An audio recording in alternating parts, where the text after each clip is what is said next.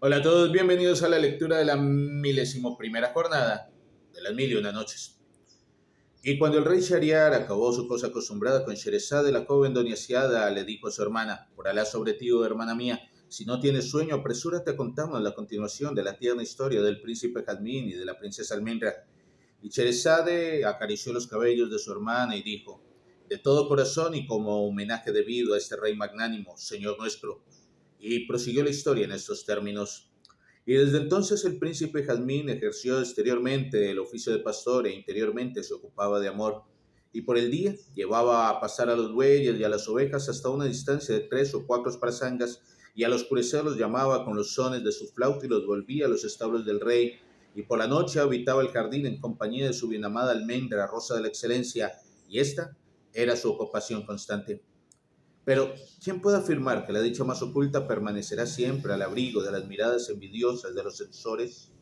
En efecto, la atenta almendra tenía costumbre de hacer llegar a manos de su amigo en el bosque la bebida y la comida necesarias, y un día aquella imprudente del amor fue a escondidas a llevarle por sí misma una bandeja de golosinas tan deliciosas como sus labios de azúcar, frutas, nueces y alfoncigos, todo cuidadosamente colocado en hojas de plata, y le dijo ofreciéndole aquellas cosas: Que sea para ti dulce y de fácil digestión este alimento que conviene a tu boca delicada, oh papagayo de lenguaje dulce, y que no debiera comer más que azúcar, dijo, y desapareció como el alcanfor.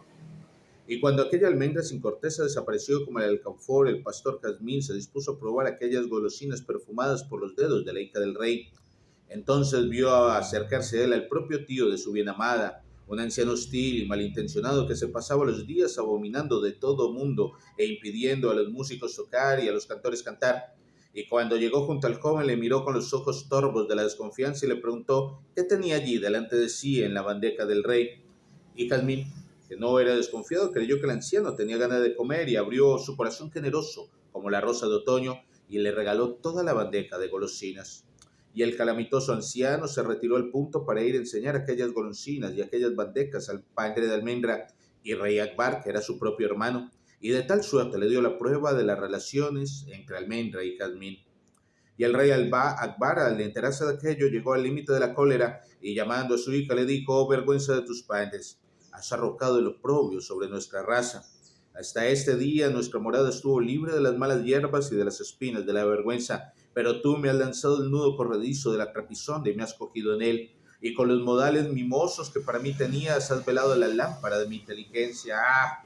¿Qué hombre podría decir que estás salvo de las estratagemas de las mujeres? Y el profeta bendito, con él la plegaria y la paz, ha dicho, hablando de ellas: oh creyentes, tenéis enemigos en vuestras esposas y en vuestras hijas, son defectuosas en cuanto afecta a la razón y a la religión, han nacido torcidas.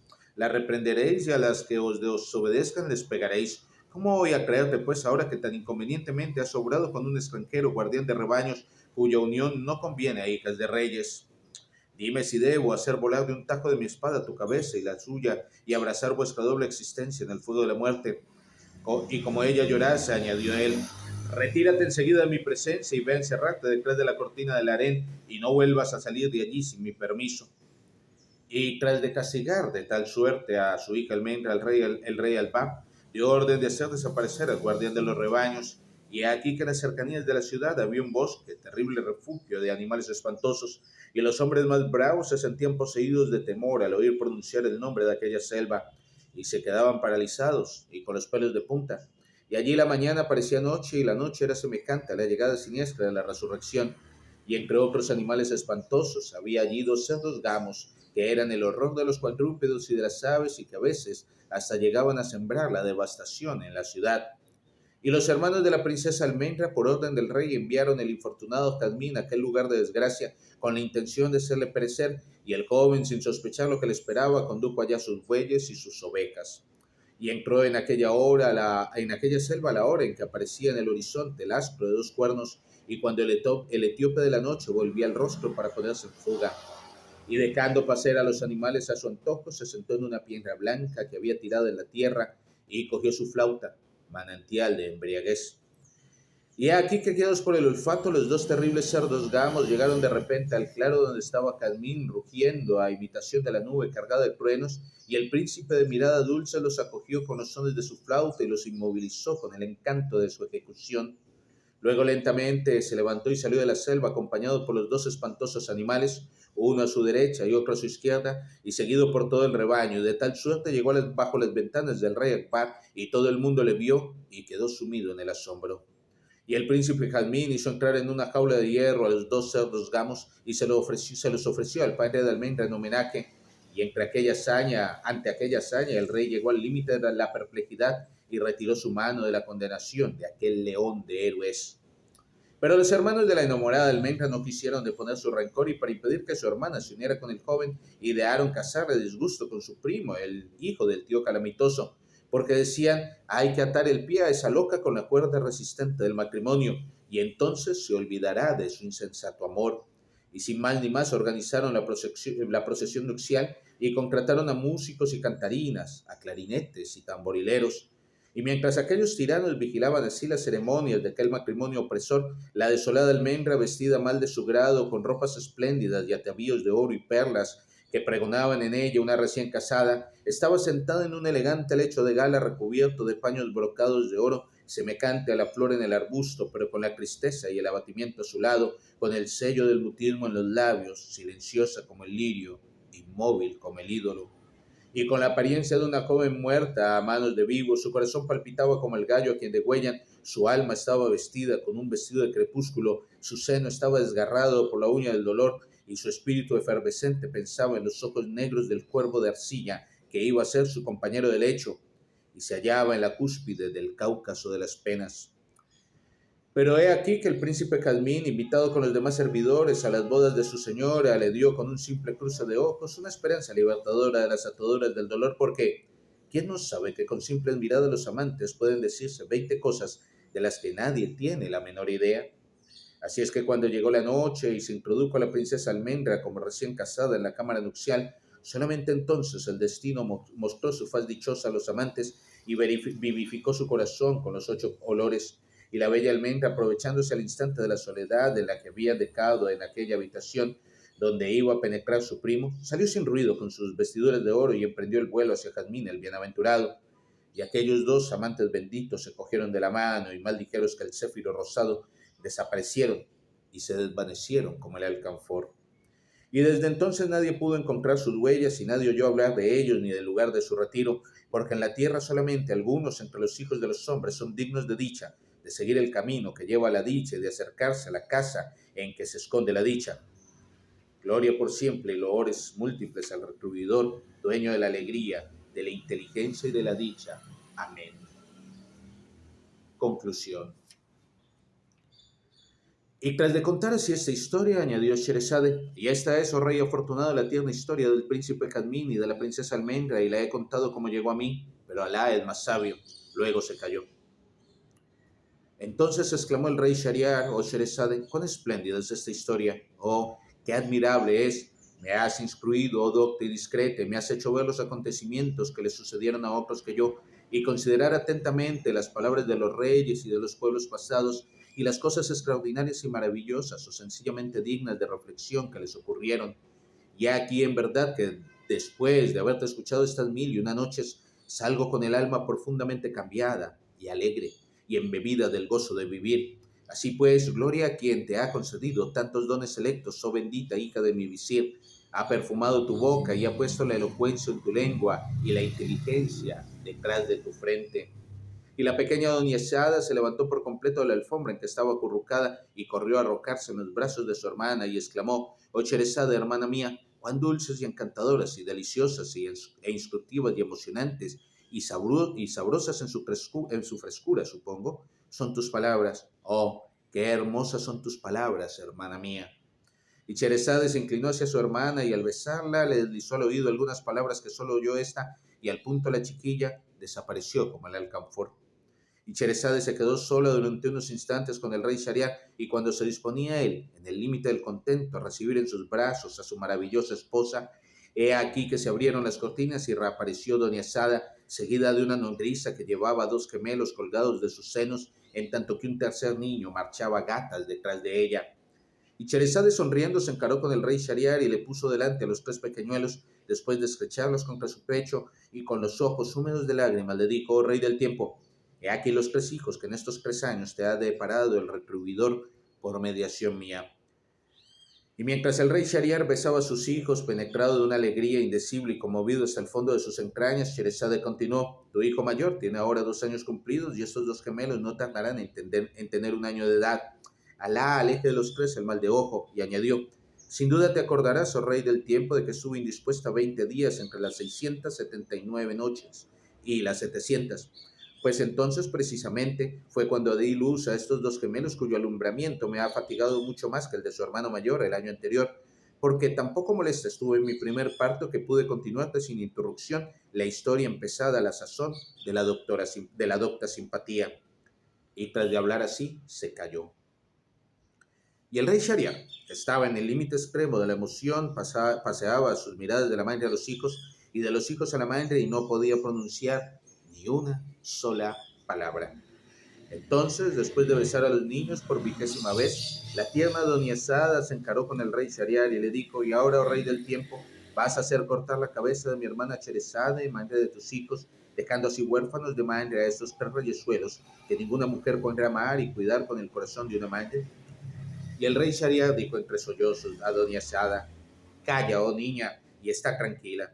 Luego, logrando dominar un poco su emoción, se encaró con Cheresade y le dijo: Cheresade, por el Señor de la piedad y de la misericordia que ya estabas en mi corazón antes del advenimiento de nuestros hijos, porque supiste conquistarme con las cualidades de que te ha adornado tu Creador, y te he amado en mi espíritu porque encontré en ti una mujer pura, piadosa, casta, dulce, indegne de toda trapizón, intacta en todos sentidos, ingenua, sutil, elocuente, discreta, sonriente y prudente. Alá te bendiga y bendiga a tu padre y a tu madre y tu raza y origen. Y añadió: oh Cheresade, esta noche que es la 1000ª a contar de momento en que te vi por vez primera, es para nosotros una noche más blanca que el rostro del día.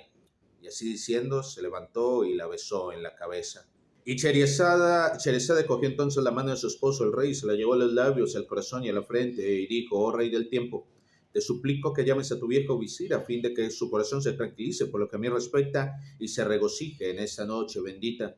Y el rey Shahriar mandó al punto a llamar a su visir, quien, persuadido de que aquella era la noche fúnebre escrita en el destino de su hija, llegó llevando al brazo el sudario destinado a Cheresade, y el rey Shahriar se levantó en honor suyo y le besó entre ambos ojos y le dijo: oh padre de Cheresade, oh visir de posteridad bendita, he aquí que Alá ha elegido a tu hija para salvación de mi pueblo y por mediación de ella ha hecho entrar en mi corazón el arrepentimiento. Y tan trastornado de alegría quedó el padre de Cheresade al ver y oír aquello que se cayó desmayado, y acudieron a auxiliarle y le rociaron con agua de rosas y le hicieron recobrar el conocimiento. Y Cheresade y doña Sada fueron a besarle la mano y él les bendijo, y pasaron aquella noche juntos entre transportes de alegría y expansiones de dicha.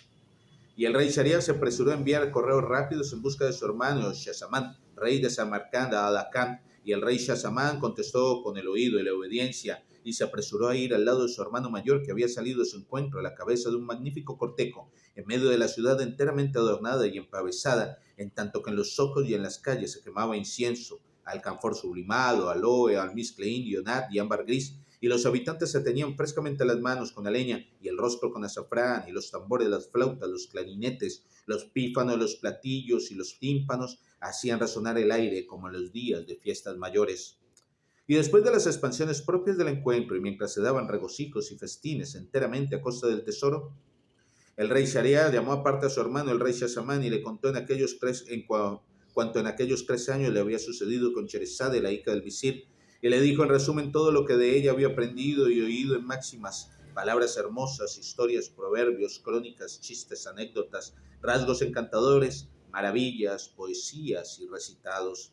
Y le habló de su belleza, de su cordura, de su elocuencia, de su sagacidad, de su inteligencia, de su pureza, de su piedad, de su dulzura, de su honestidad, de su ingenuidad, de su discreción y de todas las cualidades de cuerpo y alma con la que la había adornado su Creador, y añadió: y ahora es mi esposa legítima y madre de mis hijos.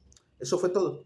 Y el rey Shazamán se asombraba prodigiosamente y se maravillaba hasta el límite de la maravilla. Luego dijo el rey Shahriar: oh hermano mío, siendo así yo también quiero casarme, y tomaré por esposa a la hermana de Sherezade, a esa pequeñuela cuyo nombre no conozco. Y dale.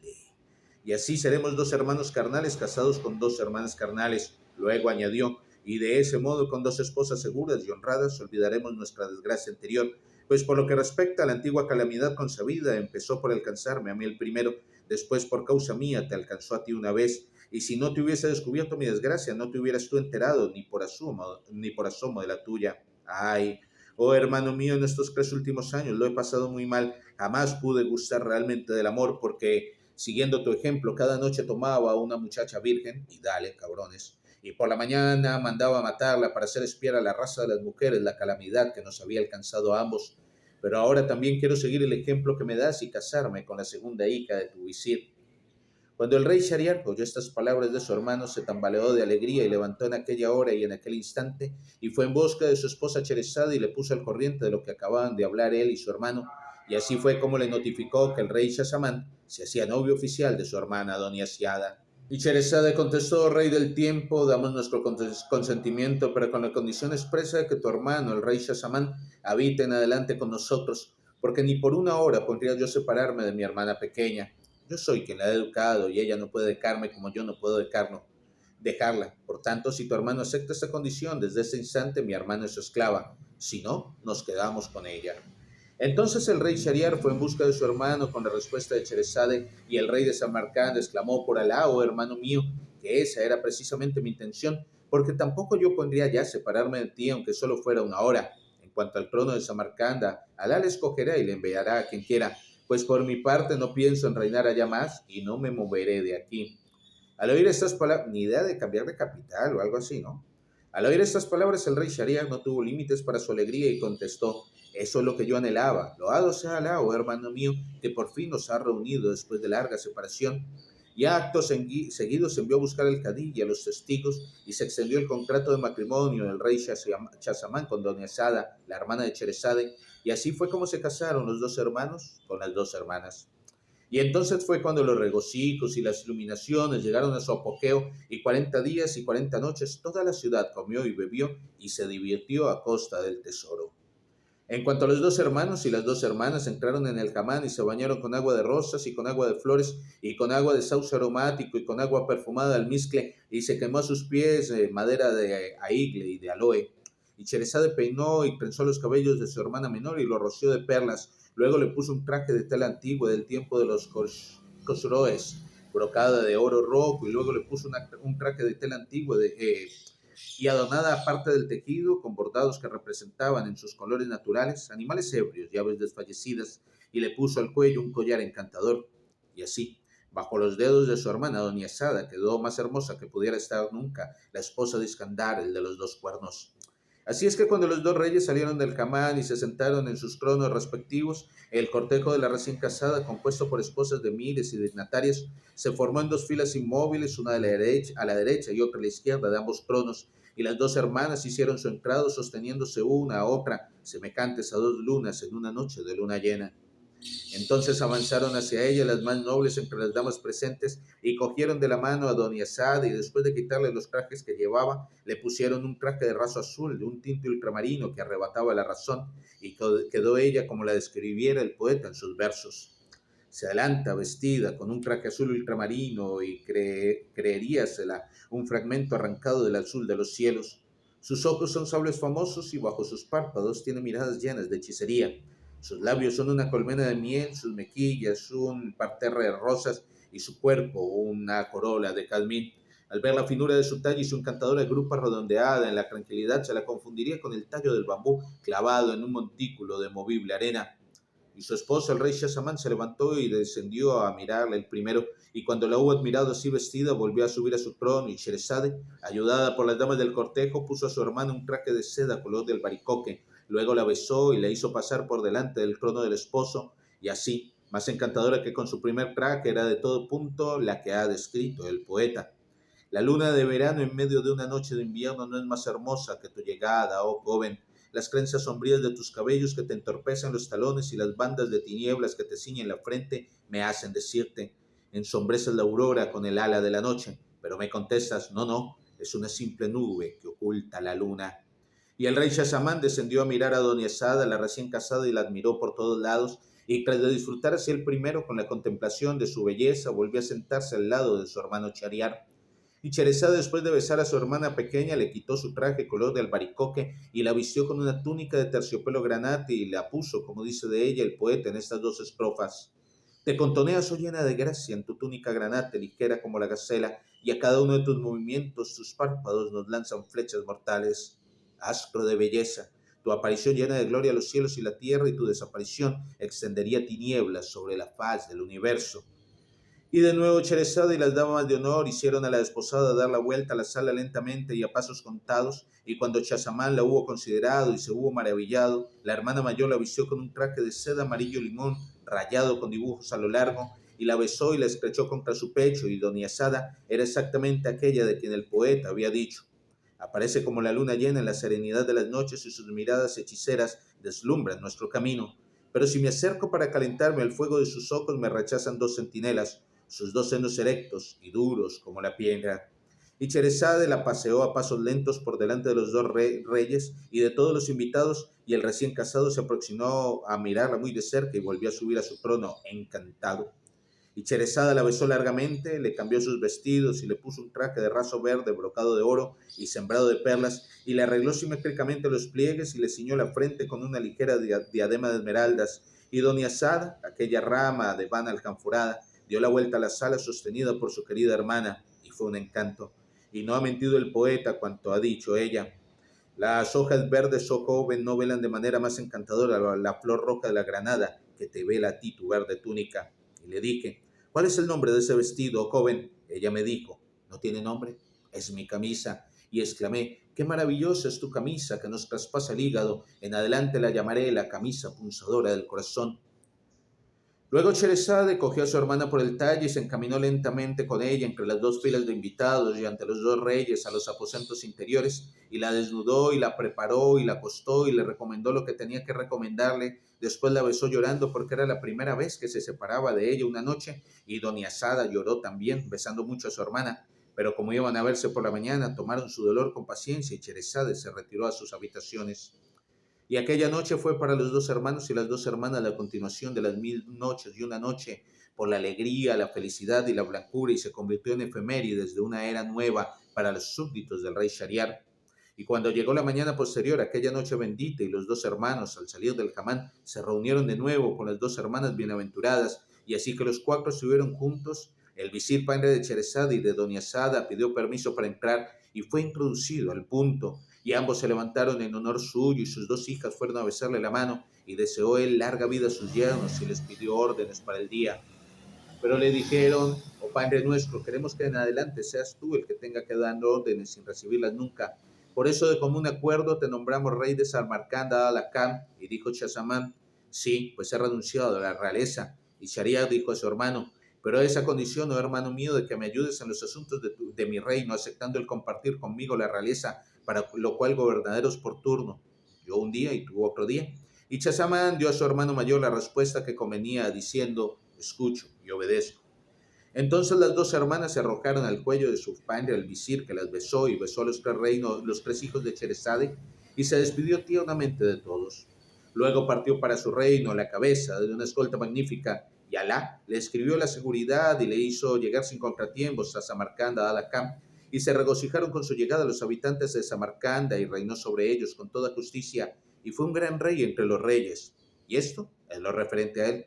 Pero en cuanto al rey Shariar, se apresuró a llamar a los escribas más hábiles de los países musulmanes y a los analistas más renombrados, y les dio orden de escribir cuanto le había sucedido con su esposa Cherezade desde el principio hasta el fin, sin omitir un solo detalle. Y pusieron manos a la obra, y de tal suerte escribieron con letras de oro 30 volúmenes, ni uno más ni uno menos, y llamaron a esa serie de maravillas y de asombros el libro de las 1000 noches y una noche.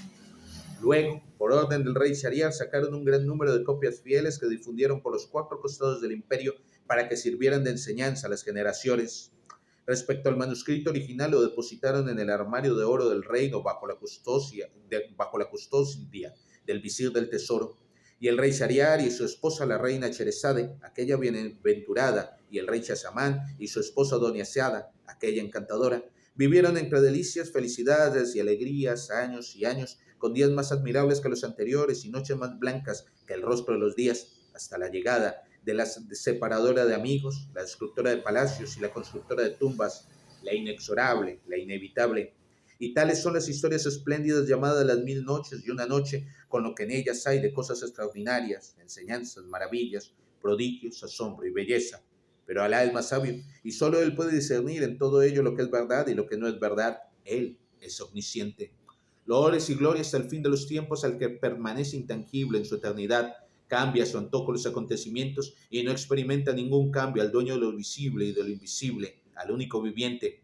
Y la plegaria y la paz y las más escogidas bendiciones para el elegido por el supremo potentado de ambos mundos, para nuestro Señor Mahoma, príncipe de los enviados, joya del universo. Pidámosle un dichoso y bienaventurado fin. Muchas gracias.